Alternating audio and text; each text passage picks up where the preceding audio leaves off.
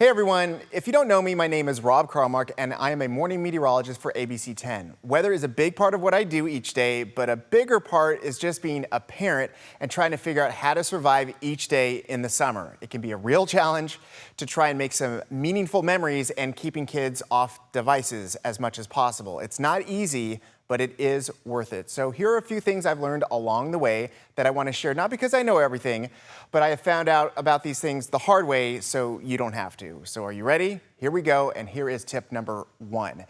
If you have to do stuff during the summer, think about how much daylight you're gonna have. For example, June and early July camping trips can be miserable. Why?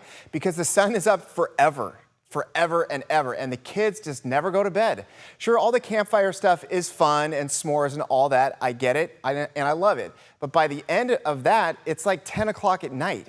And that's just too late for kids and for parents. So going late summer can be better as an option. It's not as hot, and it can be reasonable for those nighttime bedtime routines. On the other hand, if you want a lot of light for the beach or maybe an amusement park, longer daylight time could be good for those longer days. It all kind of depends on what you're after. So think about the daylight hours. Tip number 2, kids and safety are the top priority, always in summer. In the summer, there's just a lot of activities around water, and simple things can save their lives. The correct assumption around kids is that if they are around water, they're just gonna fall in anywhere around water. So you have to have a plan for supervision, a plan for life jackets, a plan for other people's kids, other family members' kids. Just having what you need is relatively inexpensive. In some cases, it's even free at the lake or at a river. So when in doubt, just bring extras for you, your family, and the other kids. And don't forget wetsuits if you're exploring Northern California beaches and lakes. It seems to me that everything around here is just kind of always cold. So wetsuits keep you and the kids happy. And for you, it's really special because that keeps you closer to the kids just in case something happens. It will take away a lot of stress. Trust me on that one. Okay, are you ready? Here is tip number 3, sunscreen. Now, a big core childhood memory, not in a good way, is getting sunburn. Sunscreen has its problems though. It always washes off, it's expensive, you run out, you forget it, other people borrow it and don't bring it back. I recommend physical sun barriers like hats, sunglasses, shade structures, sun shirts, and of course, sunscreen as well. It will keep the burns away and it keeps everyone having fun. Now, here's a really good tip. It is very much needed on overcast days and in the mountains. That's where a lot of people get burned because their guard is down. So don't let your guard down because it's not baking hot. Some of the worst sunburns in my life were in the mountains or on an overcast day on the beach. I still have lots of freckles to prove it. Okay, here's tip number 4. Have a meal plan every day on a trip.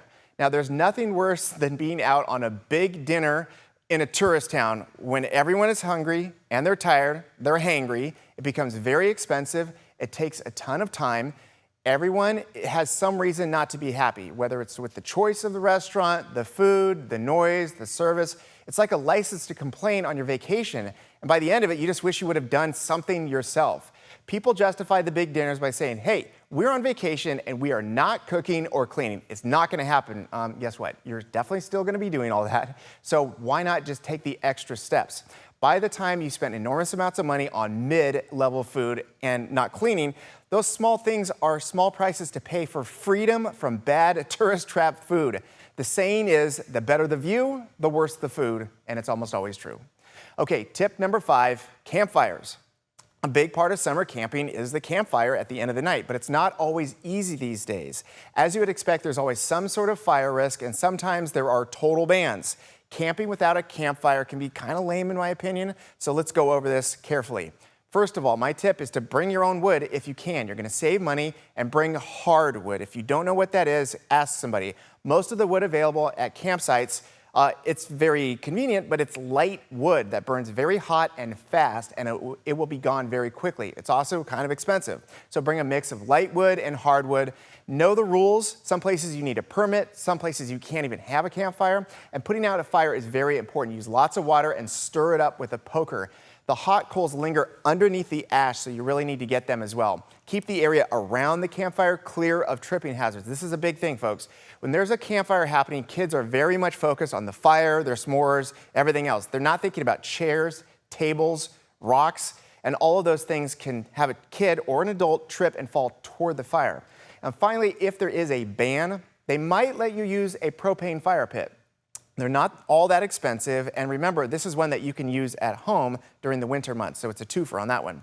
Tip number 6, get creative about parking. It's going to go a long way to avoid the crowds. Think about using a bike, a scooter, and paddle boards. It can make a world of difference separating yourself from very busy areas. For example, go to a drop-off place, get rid of all that very heavy gear, and then leave. Then take a kid's scooter or bike back into where everybody is. It's not that hard, it's a lot cheaper, and it's easier, and it's way better than circling the parking lot like a fool.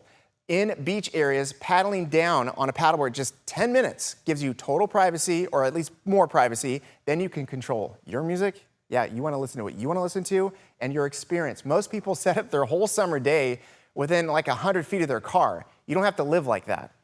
Finally, plan the big stuff not during summer vacation. I know this seems like a weird summer tip, but hang with me. This may seem counterintuitive, but it's true. If you want to avoid the crowds for big summer activities like camping, theme parks, beaches, and lakes, just don't go in summer.